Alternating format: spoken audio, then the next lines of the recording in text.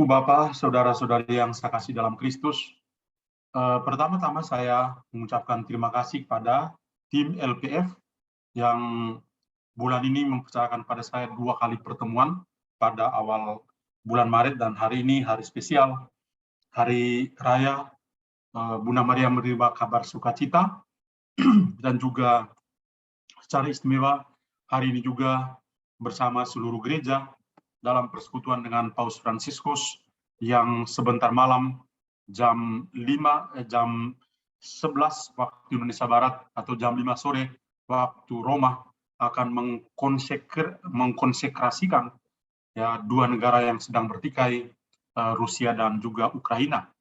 Nah, kita dalam pertemuan ini ya, sambil kita mendapatkan pengajaran, kita juga mengingat dalam doa-doa kita untuk intensi dari Bapa Suci ini. Saya memilih tema untuk berbagi pengalaman rohani pada hari ini bertepatan dengan Hari Raya Kabar Sukacita. Maka saya mengambil tema pengajaran untuk hari ini adalah menata komunikasi di dalam keluarga.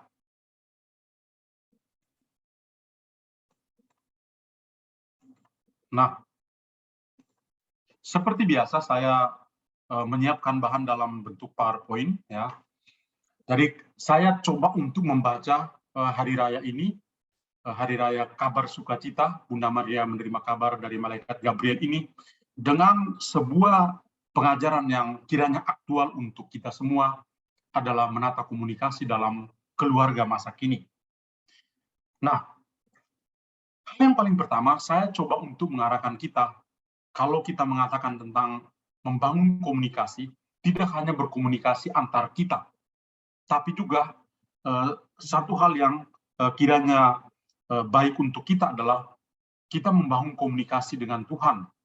Dan beberapa kali dalam pertemuan, paling kurang dengan saya juga membahas tentang aspek doa sebagai cara kita membangun komunikasi dengan Tuhan. Katekismus Gereja Katolik mengajarkan kita bahwa kalau kita berdoa berarti kita mengangkat hati dan pikiran kita kepada Tuhan. Banyak orang mengartikannya dengan pengertian yang lain. Doa berarti berkomunikasi dengan Tuhan. Prayer communicating with God. Nah, ketika kita berbicara tentang komunikasi antara kita sebagai manusia dengan Tuhan, sekurang-kurangnya ada 4 ya, hal yang penting di dalam kehidupan doa kita. Atau jenis doa yang ada dalam kehidupan kita sebagai pengikut Kristus. Yang pertama adalah satu bentuk doa yang kita lakukan adalah doa penyembahan atau adorasi. Kita berkumpul mungkin dalam satu contoh yang paling sederhana atau yang umum dalam gereja adalah dalam penyembahan sakramen Maha Kudus misalnya. Itu adalah salah satu bentuk adorasi atau doa penyembahan kepada Tuhan.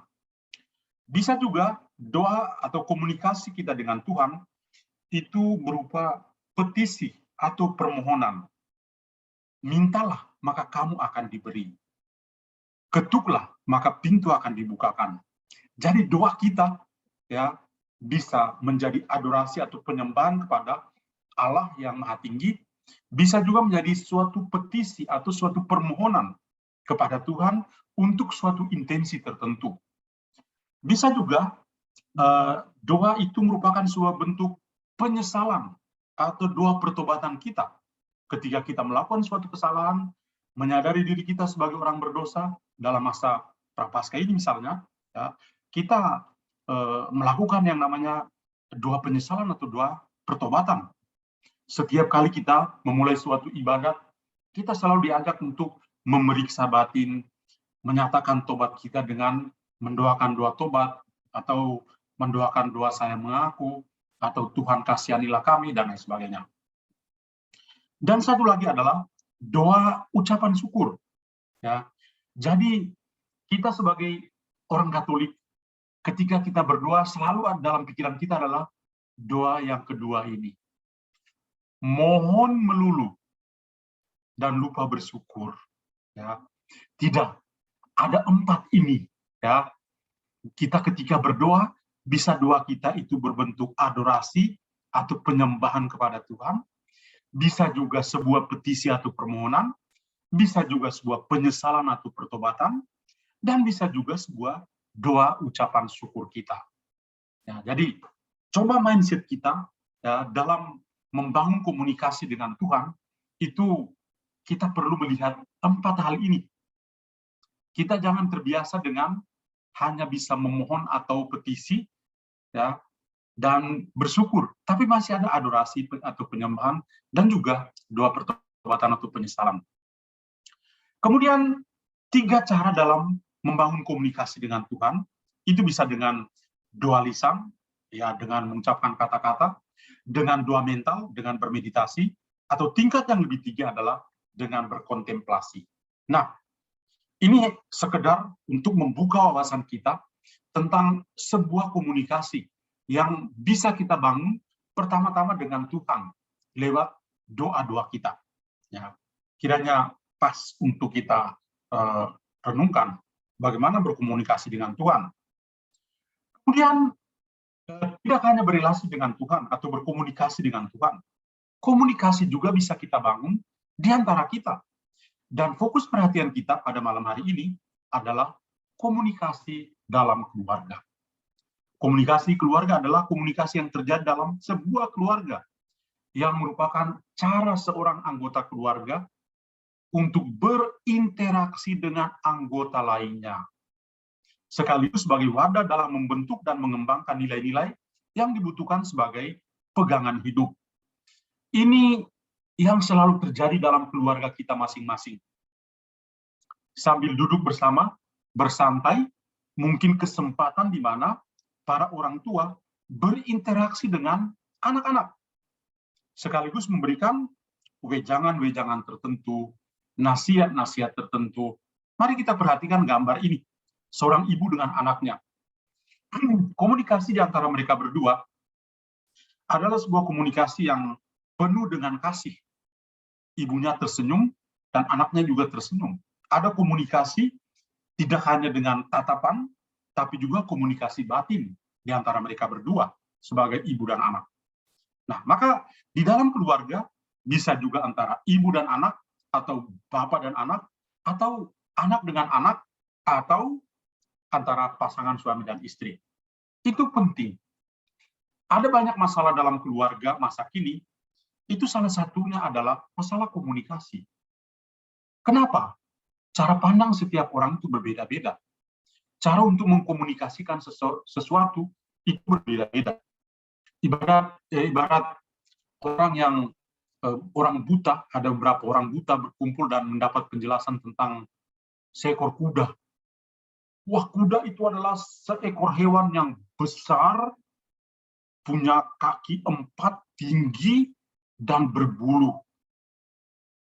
Yang satu ke sana pegang kakinya. Wih, katanya besar kok, kurus. Satu pegang ekor. Ih, katanya besar kok hanya bulu doang. Satunya pegang telinga. Tipis amat. Ya, setiap orang dalam membangun komunikasi itu tentu berbeda-beda. Maka perlu sekali di dalam satu keluarga ada waktu untuk bisa berkomunikasi bersama, berinteraksi antara pasangan hidup, antara orang tua sebagai pasangan hidup dan anaknya, atau antara anak dengan anak sebagai kakak beradik. Ini yang akan kita lihat sebentar dalam konteks komunikasi yang dibangun dalam sebuah keluarga. Nah, yang menjadi pedoman kita hari ini adalah Bunda Maria menerima kabar sukacita. Saya tampilkan teks Injil yang hari ini dibacakan bagi yang misa atau yang sempat membaca teks Injil hari ini, pasti mengingat kisah Bunda Maria menerima kabar sukacita.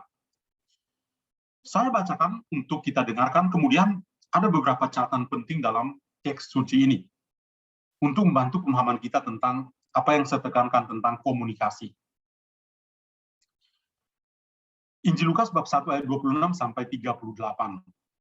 Dalam bulan yang ke-6, Allah menyuruh malaikat Gabriel pergi ke sebuah kota di Galilea bernama Nazaret, kepada seorang perawan yang bertunangan dengan seorang bernama Yusuf dari keluarga Daud. Nama perawan itu adalah Maria. Ketika malaikat itu masuk ke rumah Maria, ia berkata, "Salam, hai engkau yang dikaruniai, Tuhan menyertai engkau." Maria terkejut mendengar perkataan itu, lalu bertanya dalam hatinya, apakah arti salam itu? Kata malaikat itu kepadanya, "Jangan takut, hai Maria, sebab engkau beroleh kasih karunia di hadapan Allah. Sesungguhnya engkau akan mengandung dan akan melahirkan seorang anak laki-laki, dan hendaklah engkau menamai dia Yesus. Ia akan menjadi besar dan akan disebut Anak Allah yang Maha Tinggi. Dan Tuhan Allah akan mengaruniakan kepadanya takhta Daud, bapa leluhurnya. Dan ia akan menjadi raja atas kaum keturunan Yakub sampai selama-lamanya, dan kerajaannya tidak akan berkesudahan." Kata Maria kepada malaikat itu, "Bagaimana hal itu mungkin terjadi, karena aku belum bersuami?" Jawab malaikat itu kepadanya, "Roh Kudus akan turun atasmu, dan kuasa Allah yang Maha Tinggi akan menaungi engkau. Sebab itu anak yang akan kau lahirkan itu akan disebut Kudus, Anak Allah. Dan sesungguhnya Elisabet, sanakmu itu, ia pun sedang mengandung seorang anak laki-laki pada hari tuanya. Dan inilah bulan yang ke-6 bagi dia yang disebut mandul. Sebab bagi Allah tidak ada yang mustahil." Kata Maria, "Sesungguhnya aku ini adalah hamba Tuhan. Jadilah padaku menurut perkataanmu itu." Lalu malaikat itu meninggalkan dia. Sebuah teks Injil yang sangat bagus. Hal pertama yang mau kita dalami untuk mengerti tentang merajut komunikasi atau membangun komunikasi dalam keluarga-keluarga. Yang pertama adalah bahwa Tuhan merajut komunikasi dengan manusia, atau Tuhan berkomunikasi dengan manusia melalui malaikat. Tadi kita mendengar kisah malaikat Gabriel itu diutus oleh Allah pergi dan bertemu dengan Maria di rumahnya. Tuhan untuk bisa berbicara, dia menggunakan sosok tertentu. Dalam dunia perjanjian lama, Tuhan selalu memakai atau para malaikat atau para nabi. Dalam dunia perjanjian baru, Tuhan berbicara kepada manusia melalui Yesus Kristus, anaknya sendiri. Tapi sebelum Yesus datang, Tuhan memakai orang-orang atau malaikat sebagai utusannya untuk menyampaikan pesannya kepada manusia. Maka di sini, komunikasi yang dibangun antara Tuhan dan manusia itu melalui perantara, yaitu malaikat. Malaikat Gabriel. Gabriel itu artinya Tuhan kekuatanku. Ya, Tuhan adalah kekuatanku. Kita juga tadi mendengar dalam bacaan Injil, ya, identitas malaikatnya jelas, ada namanya malah, Gabriel. Tuhan adalah kekuatanku. Identitas manusianya juga jelas, ada Maria. Maria artinya seorang yang memiliki kasih yang begitu dalam seperti samudera.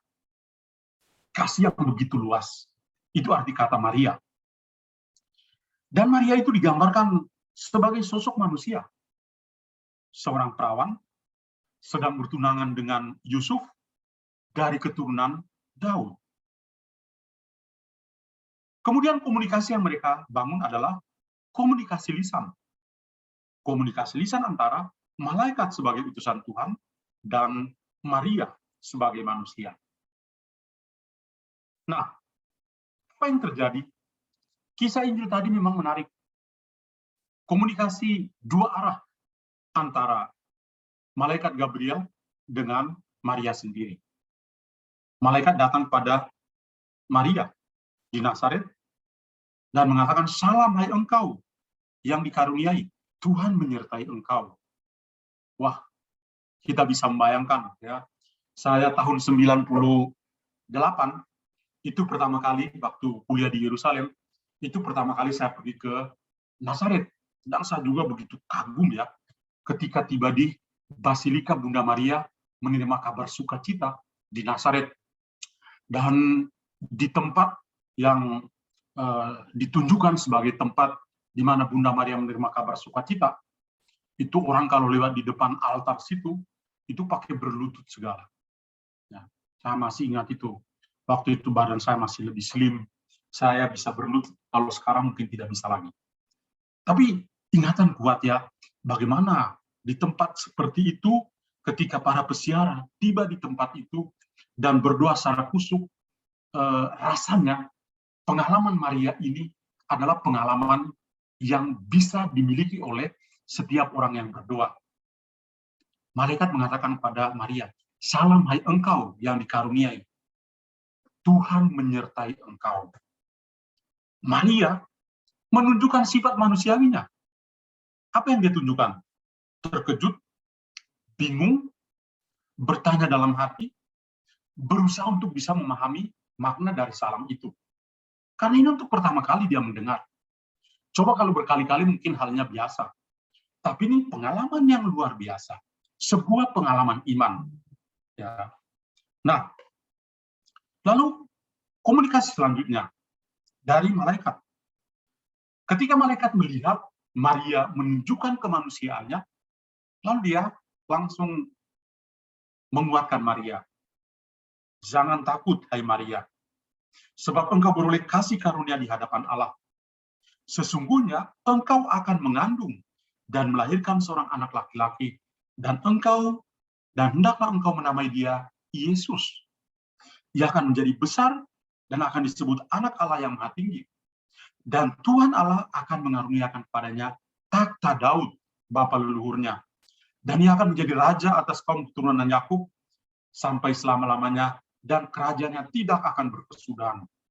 Kalimat-kalimat ini disampaikan oleh malaikat Gabriel kepada seorang gadis, kepada seorang perawan, dan tentu ketika malaikat itu menjelaskan, bahkan memberikan bukti-bukti untuk meyakinkan Maria yang dalam keadaan terkejut dan bingung, ya, tentu Maria tetap dalam keadaan manusiawinya.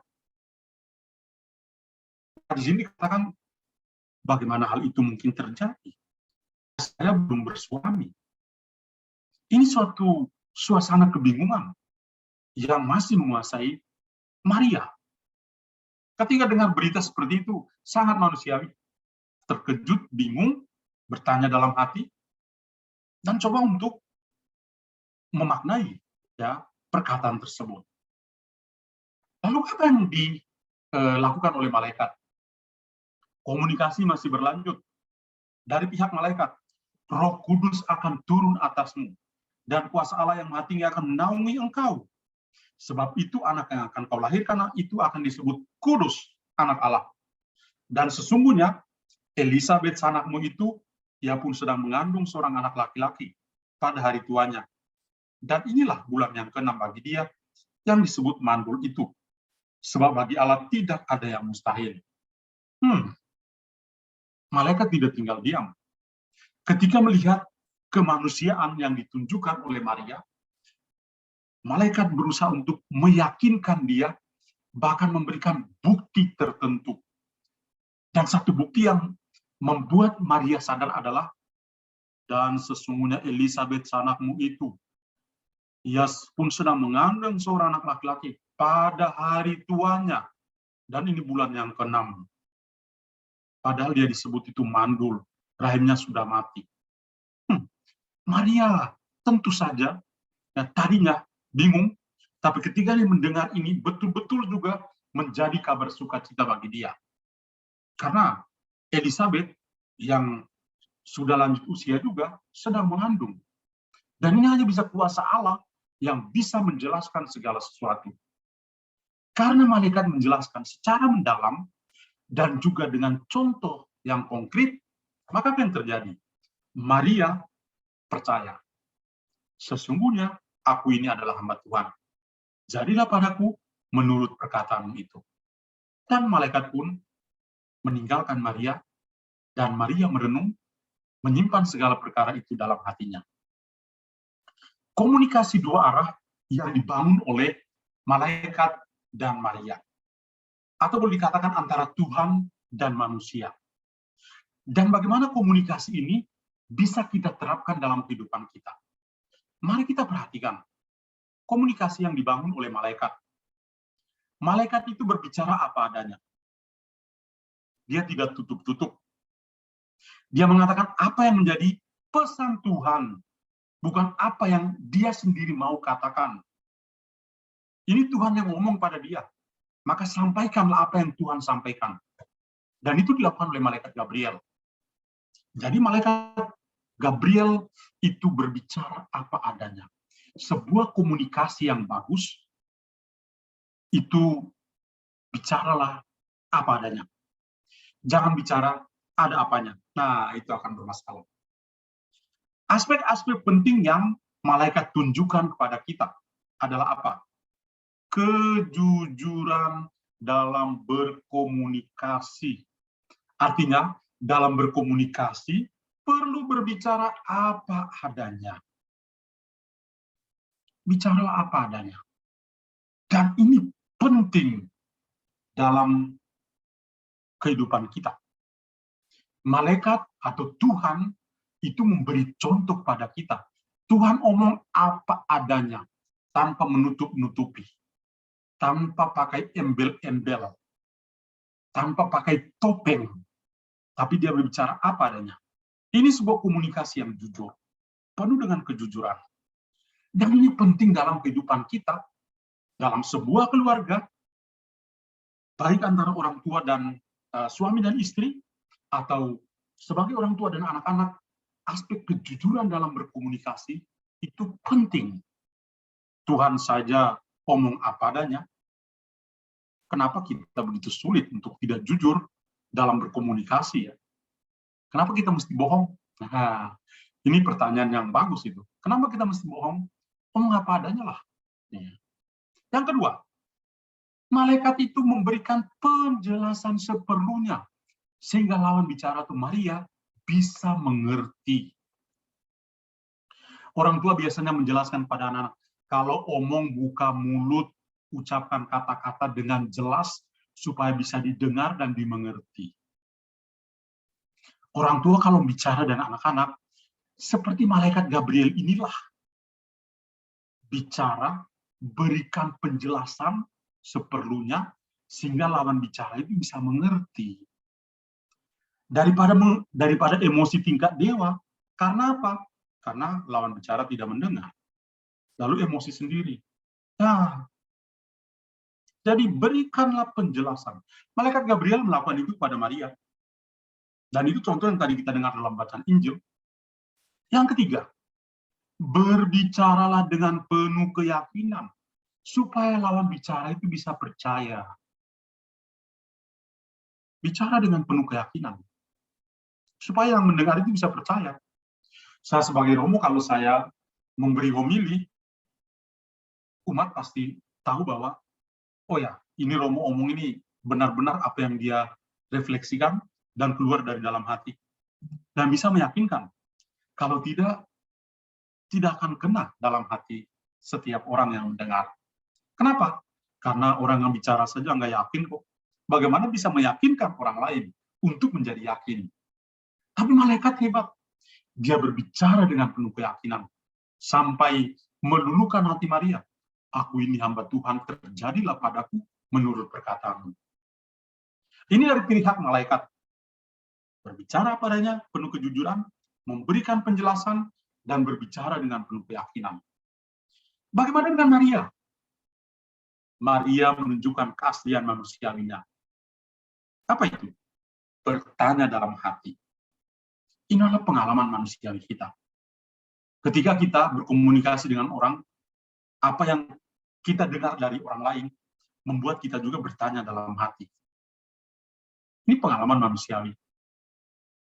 Yang kedua, tidak hanya kita bertanya dalam hati, mencari tahu kebenaran berita itu. Maria menunjukkan itu. Saya kan belum bersuami. Masa bilang saya bisa punya anak? Sangat manusiawi. Tapi itu sebuah komunikasi yang dia jalin dengan utusan Tuhan, yaitu malaikat Gabriel. Dan dia mencari tahu kebenaran dari berita yang disampaikan oleh, atau kabar sukacita dari malaikat. Satu lagi, Maria membangun kepercayaan. Ketika dia mendapat bukti bahwa Elizabeth yang sudah masuk usia senja, yang rahimnya dinyatakan sudah mati karena usianya, tapi sedang mengandung, sudah 6 bulan. Dan itu yang membuat Maria kemudian akhirnya pergi juga ke Inkaren dan tinggal di sana selama 3 bulan. Sampai Elizabeth melahirkan. Jadi Maria juga membangun kepercayaan dalam komunikasinya. Satu lagi, Maria menunjukkan kerendahan hati. Aku ini adalah hamba. Nah, aku adalah hamba Tuhan. Terjadilah padaku menurut perkataanmu. Dan yang terakhir adalah Maria percaya sepenuhnya pada kehendak Tuhan. Ketika dia mengatakan, aku ini hamba Tuhan, terjadilah padaku menurut perkataanmu, lalu Lukas tadi melukiskan bahwa malaikat itu setelah dia melihat iman Maria, kerendahan hati Maria, dan menerima kabar sukacita itu, malaikat lalu meninggalkan dia. Seandainya Maria belum mengatakan, aku ini hamba Tuhan, terjadilah padaku menurut perkataan, mungkin malaikat masih tinggal untuk bisa meyakinkannya. Nah, itu dari kitab suci. Bagaimana Tuhan berkomunikasi dengan manusia lewat malaikat Gabriel kepada Bunda Maria. Bagaimana dengan kita? Malaikat Gabriel pergi berbicara atau berkomunikasi dengan Maria yang sebentar lagi akan membentuk sebuah keluarga. Maka saya lalu berpikir, permenuan kita akan berfokus pada komunikasi dalam keluarga kita masing-masing. Mari kita memperhatikan gambar ini. Ini selalu terjadi dalam keluarga kita. Perhatikan si bapak ini, penuh dengan emosi. Ketika bicara sama istrinya, berantem melulu. Kenapa? Karena komunikasi. Dan ini membuat apa? Anak yang lebih besar juga. Aduh, sampai tutup telinga. Apalagi yang kecil ini. Boleh punya boneka, tapi lihat wajahnya. Kenapa? Karena komunikasi antara suami dan istri ini. Ini akan berubah ketika komunikasi antara mereka berdua ini bagus, maka wajah ini tidak akan sedih, atau tangan ini tidak akan letakkan di sini. Kita harus ingat, orang tua itu adalah pendidik nomor 1 bagi anak-anak. Itu satu rumusan yang tidak bisa kita hindari. Itu tugas orang tua. Dalam pernikahan, itu salah satu hal yang penting adalah orang tua berjanji menjadi pendidik nomor 1. Yang kedua, komunikasi adalah salah satu cara mendidik dan mendewasakan anak-anak. Demikian juga menguatkan cinta kasih pasangan suami dan istri. Komunikasi yang baik antara suami dan istri membuat cinta mereka semakin kuat. Komunikasi yang baik antara suami dan istri dan anak-anak membuat anak-anak akan menjadi semakin dewasa, matang dalam hidupnya. Kalau komunikasi antara suami dan istri kepada anak-anak tidak bagus, anak-anak ini boleh bertumbuh secara fisik bagus, tapi secara mental, secara psikologis kosong. Ada lubang di sana. Dan itu kasihan. Ya. Kemudian yang ketiga adalah komunikasi yang buruk dalam keluarga itu bisa menghalangi relasi kasih di dalam keluarga. Ya. Komunikasi yang buruk dalam keluarga itu bisa menghalangi relasi kasih di dalam keluarga. Dan itu kita semua alami. Dalam keluarga-keluarga kita, ketika orang tua sering berantem, anak-anak itu mencari di luar, hiburan di luar, dan lain sebagainya. Nah, Ini penting sekali. Kalau tadi Tuhan berkomunikasi dengan manusia melalui malaikat Gabriel dengan Bunda Maria, bagaimana dengan kita? Ya, apakah kita mau seperti ini? Saya yakin kita semua sepakat mengatakan tidak. Kita harus menjadi lebih baik. Maka bagaimana kita bisa menata komunikasi yang baik dalam keluarga kita masing-masing? Ada beberapa kiat di sini. Yang pertama, meluangkan waktu untuk saling berbicara, berkomunikasi. Harus punya waktu untuk berbicara. Orang tua sesibuk apapun, tolong punya waktu untuk bicara dengan pasanganmu dan berdua bicara dengan anak-anak. Jangan pernah diam, ya. Sehari saja tidak saling berbicara satu sama lain, itu sudah ada banyak kekurangan.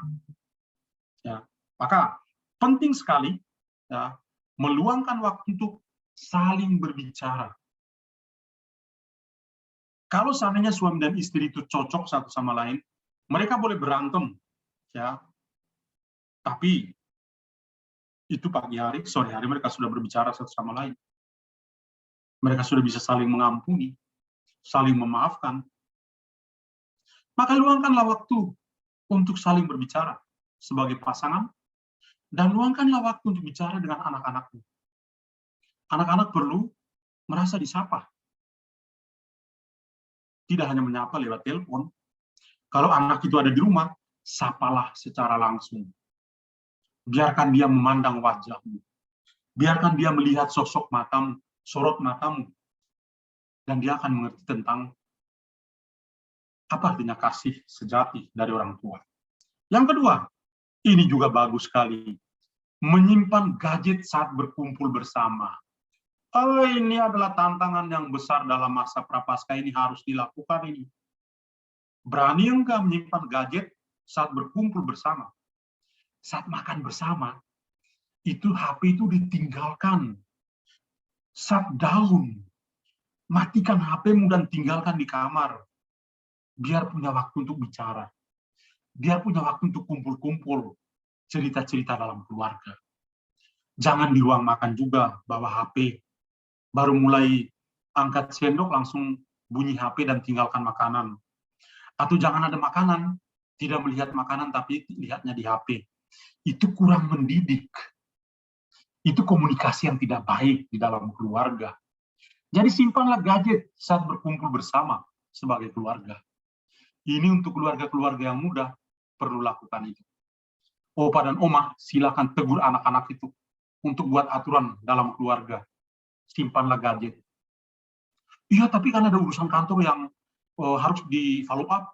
Ya, tapi apalah artinya kita makan 30 menit dan HP-nya dimatikan. Kalau memang dia perlu, dia akan telepon balik. Atau setelah makan baru ditelepon. Ada keluarga-keluarga tertentu yang lalu membuat peraturan saat makan, HP tidak ada di ruang makan. HP ada di kamar. Aturan yang bagus itu. Tidak sopan kalau sambil makan, ya, sampai lalat menyerbu makanan tapi mata tetap memandang layar HP. Bisa jadi fubbing ya, phone-snubbing. Itu kan kurang bagus.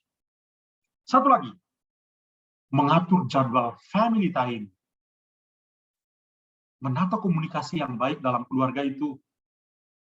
Keluarga perlu berkumpul, menentukan waktu kapan kita bisa punya quality time ya. Nonton bareng, makan sama-sama, atau bercerita bersama, berolahraga bersama, dan lain sebagainya. Ya. Jadi jadwal family time itu perlu. Dan ini dari keluarga itu penting sekali. Satu lagi, memberi perhatian pada keluarga. Perhatian lebih ekstra. Kadang-kadang itu ada yang karena alasan pelayanan, lalu tinggalkan keluarga. Iya, pelayanan itu satu hal yang bagus kok. Tapi mengorbankan keluarga itu kurang dewasa, kurang bagus juga. Ya, kita melayani, ya, tapi jangan meninggalkan keluarga dengan alasan pelayanan, akhirnya keluarga tidak diperhatikan. Istri terlalu banyak pelayanan juga, membuat suami bisa macam-macam. Suami terlalu banyak pelayanan, buat istri juga bisa macam-macam. Orang tua terlalu aktif dalam pelayanan dan lupa mendidik anak, ini juga masalah. Pelayanan is baik, tapi kita harus memberi perhatian lebih kepada keluarga. Itu. Satu lagi, mengingat momen spesial setiap anggota keluarga. Kadang-kadang suami dan istri lupa hari perkawinannya.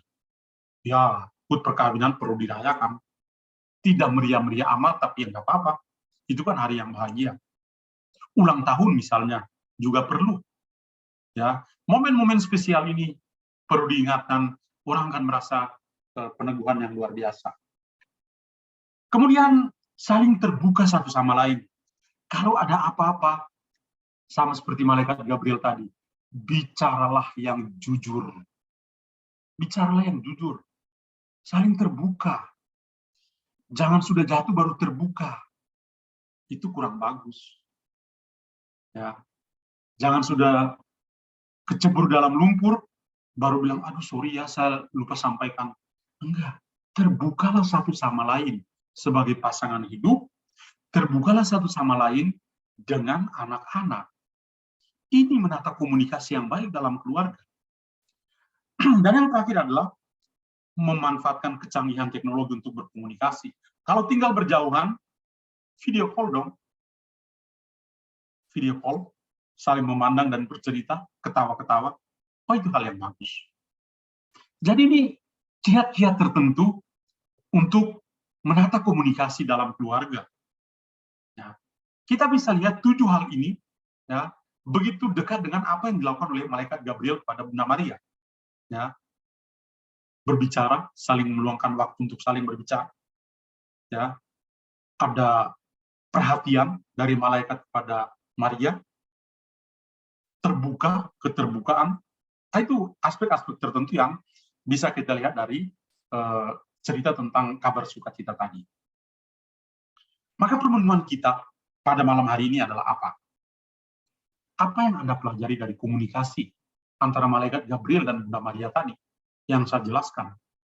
Apa yang bisa Anda pelajari dan bisa dilakukan dalam kehidupanmu? Bagaimana Anda bisa merajut komunikasi dalam keluargamu saat ini? Bagaimana Anda bisa mengatasi kendala mandeknya komunikasi dalam keluarga? Sulit sekali untuk berkomunikasi dengan pasangan atau berkomunikasi dengan anak. Bagaimana? Apakah bisa membawa kabar sukacita kepada orang-orang dalam keluarga sendiri? Apakah Anda bisa memiliki semangat pengampunan tanpa batas untuk mengobati komunikasi yang mandek dalam keluarga?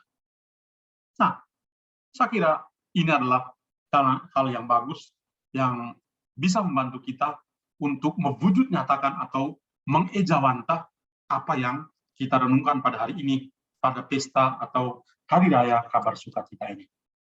Sekian dan terima kasih. Tuhan berkati kita semua. Amin.